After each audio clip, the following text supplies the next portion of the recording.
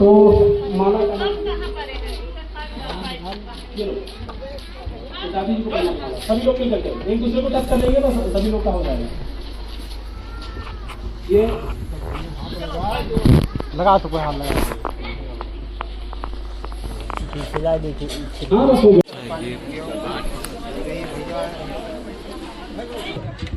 दाली फल इतम प्रत्यम तुभ्यम सुखमय समृद्धम सपूर्णं संकपातम पनोसरं सतीदेव सौरभो कृष्णमाते भवत्राय सुखी दीर्घायु को भव संसद बुद्धान भावेन सदा सोद्धोन्ते भव संसद धम्मान भावेन सदा तस्य भगवतो अरहतो सम्मा सम बुद्धस्य बुद्धं शरणं गच्छामि धम्मं शरणं गच्छामि सिक्खापदं समादयामि सुरा मेरे मज्ज पमादिठाना वैरमणि सिक्खापदं समादयामि बुद्धं नमामि धम्मं नमामि संघं नमामि साधु साधु भी आए।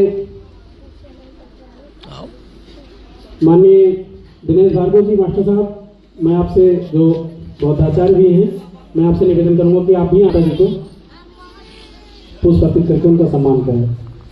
माननीय दिनेश कुमार भार्गव जी।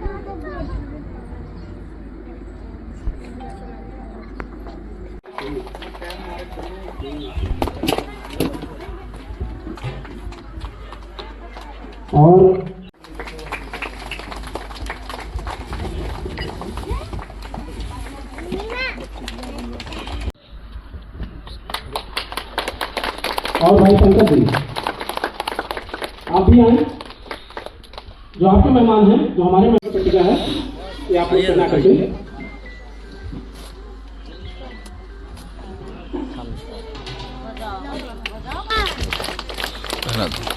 और दादा लोग जो बैठे हैं आप लोग भी आ जाइए इधर।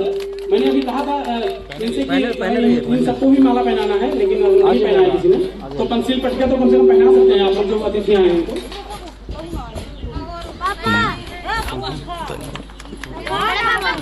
आ जाइए आप लोग।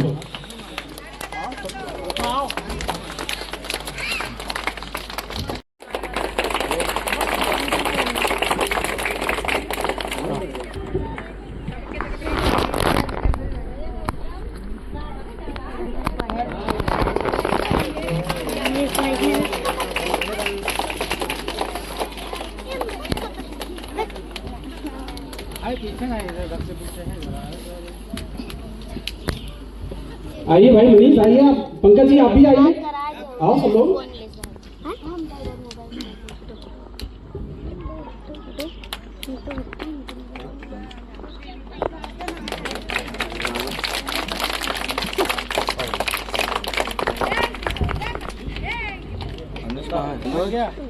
फोन में से बात कर।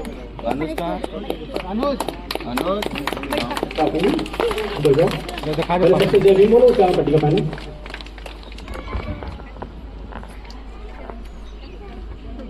जोर से बोलो।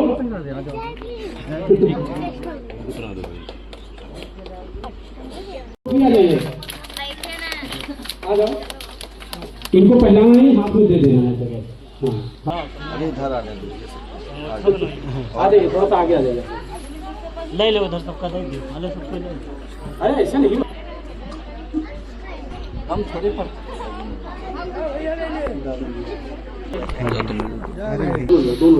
दोनों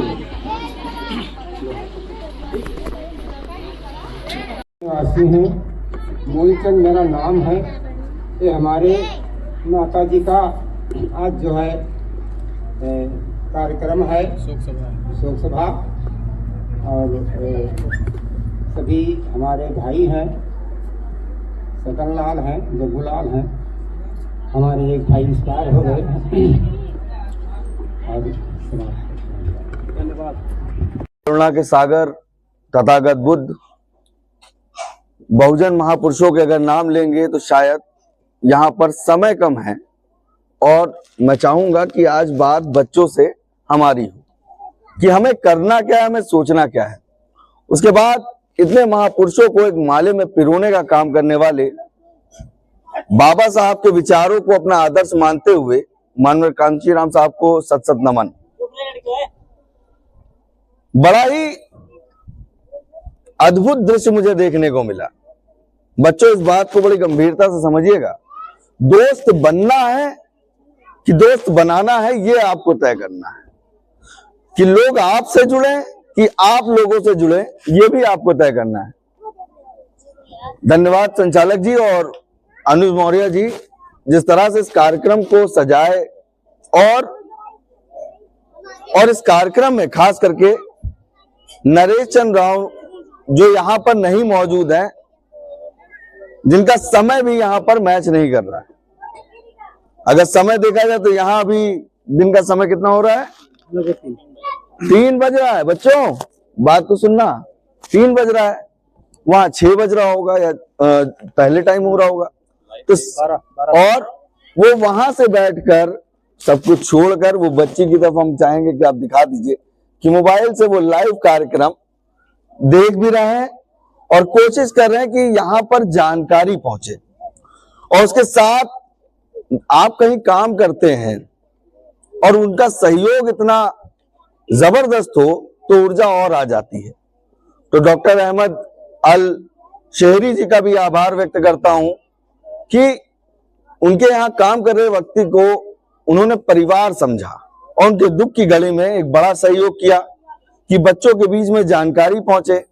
डॉक्टर साहब आए हैं, वकील साहब आए हैं, हमारे साथ सिद्धार्थ जी आए हैं, शैलेंद्र जी आए हैं और यहाँ पर युवा आपसे बात करने आया है। और जब युवा नए लोगों से बात करता है तो आगे का भविष्य और मजबूत होता है। अब सुनिए, इस कार्यक्रम को देखिए।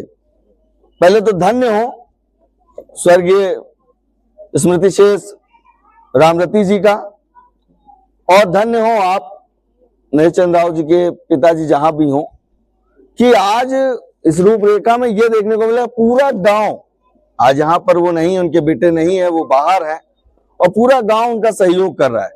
उसमें आपको एससी भी मिलेगा, एसटी भी दिख रहा है, मुस्लिम का भी सहयोग दिख रहा है और बैकवर्ड का भी पूरा सहयोग दिख रहा है।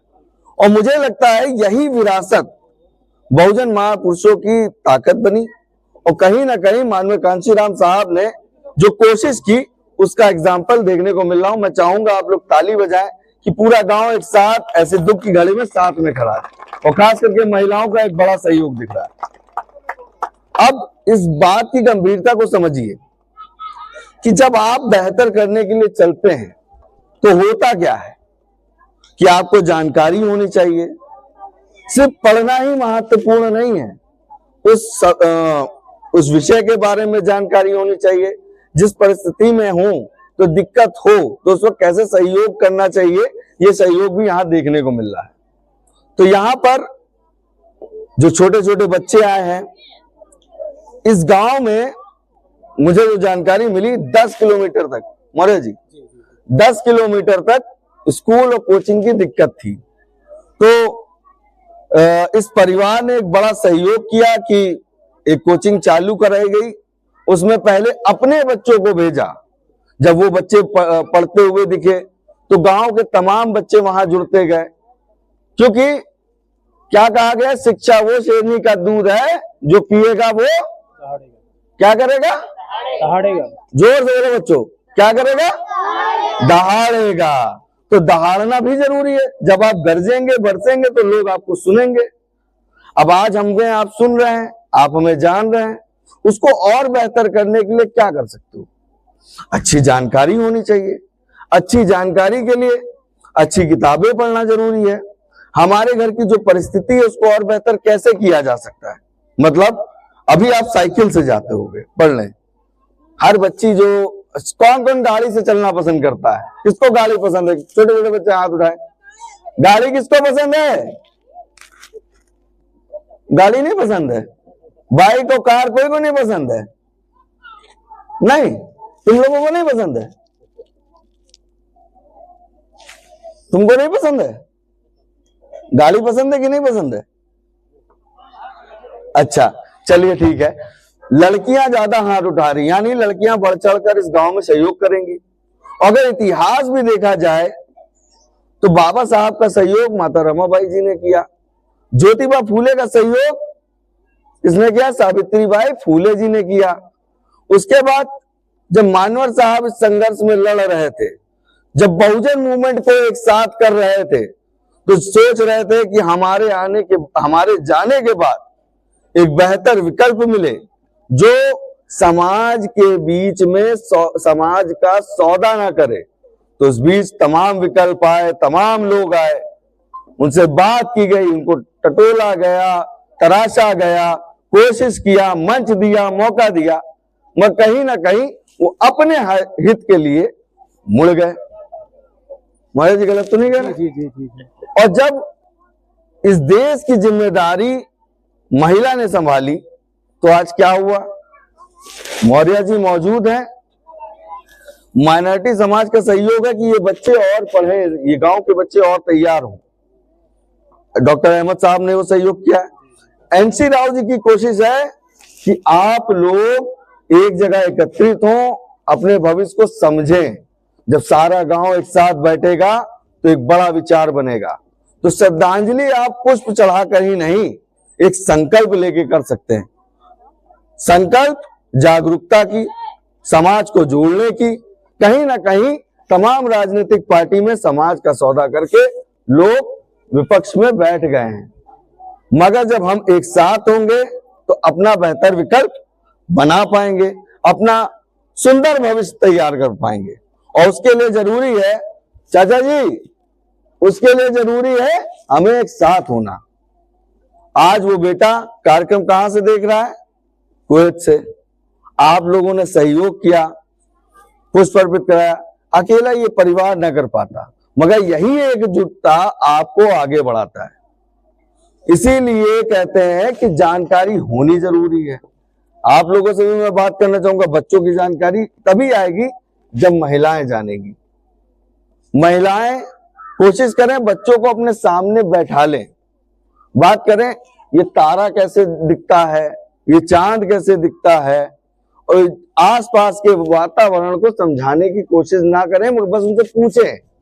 आजकल सब मोबाइल चलाने लगे, और जब मोबाइल आप चलाते हैं, बच्चे चलाते हैं, तो फिर वही चीज बच्चे देखेंगे भी और उसके बारे में आपसे बात करेंगे। तब बच्चों का समझ में आएगा कि बच्चों का मन कहाँ लग रहा है, तो उस पर काम किया जा सकता है। दूसरी बात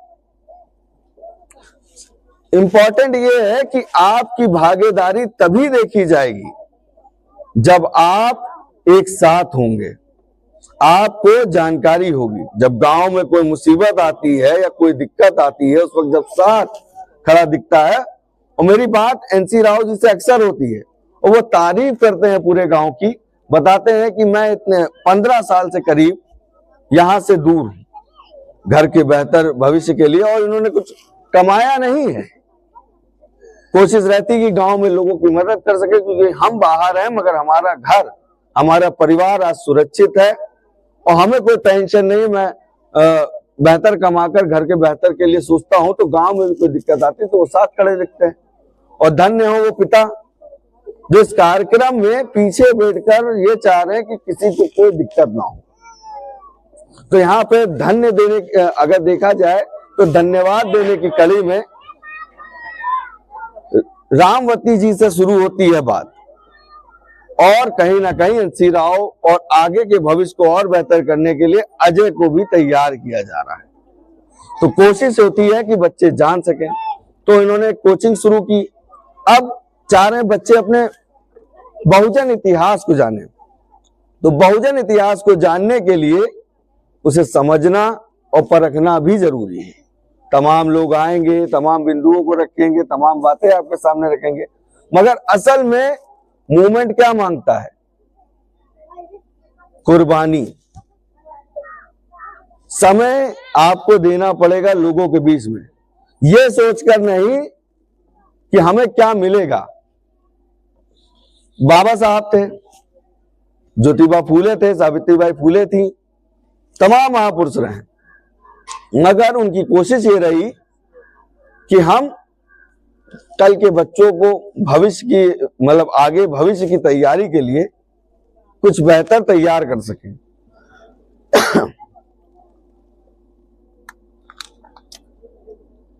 और कहीं ना कहीं एक दशक उन्होंने देख लिया, 1903 से 2026 का समय हो रहा है। एक लंबा समय उन्होंने जिया, एक बड़ा संघर्ष भी देखा होगा। इन्होंने वो दौर भी देखा होगा जब आपको पढ़ने के लिए किताबें भी नहीं दी जाती थी, छोड़िए आप स्कूल नहीं जा सकते थे। और इस आजादी की लड़ाई किसने लड़ी? किसने लड़ी? बाबा साहब भीमराव अंबेडकर। बोलो। हाँ, उनको मालूम है किताबें पढ़ने की नहीं, समाज की दिक्कतों को समझना भी बड़ी जिम्मेदारी थी। उसको बखूबी निभाया कि कैसे हम लोगों की मदद कर सकते हैं, मगर उस रोशनी को असल में समझने का प्रयास किया कांशीराम साहब ने। और फिर उसके बाद तमाम लोग आज यहाँ पर मौजूद हैं और कोशिश करें कि हमारा समाज बटे नहीं, एक साथ आए। तो हमें साथ रहना है, बेहतर पढ़ने के लिए बेहतर खाना भी है, और हाँ, मोबाइल कम चलाना है, समझे?